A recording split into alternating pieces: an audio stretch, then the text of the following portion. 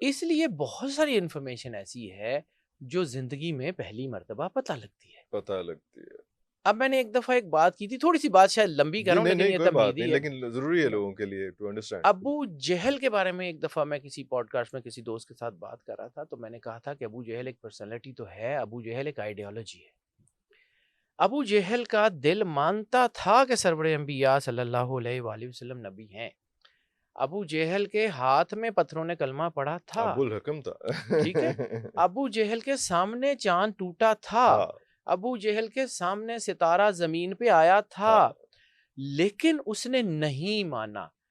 اس کا یقین کا عالم یہ ہے کہ جب سرور انبیاء صلی اللہ علیہ وآلہ وسلم نے حضرت بلال کو کہا کہ بلال گٹھلیاں لگا دو صبح باغ لگ جائے گا، تو اس کے ابو جہل کے یقین کا عالم یہ ہے کہ وہ ساری رات گٹھلیاں نکالتا رہا. اگر لگ جانا ہے. اس کو یقین نہ ہوتا تو وہ کیوں نکالتا گٹھلیاں، گھر جا کے سو جاتا. کہ کدھر ہونی.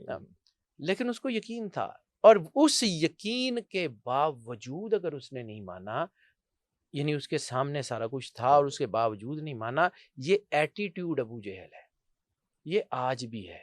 ہمیں پتہ ہوتا ہے کہ یہ سارا کچھ ٹھیک ہے، ہمیں پتہ ہوتا ہے کہ یہ چیزیں ہیں، اس کے سائیکولوجیکل پیرا سائیکولوجیکل ایویڈنسز موجود ہیں، ہمیں پتہ ہوتا ہے کہ ان ساری چیزوں کے پیچھے لاجکس موجود ہیں، لیکن پھر بھی ہم اس کی مخالفت کرتے ہیں.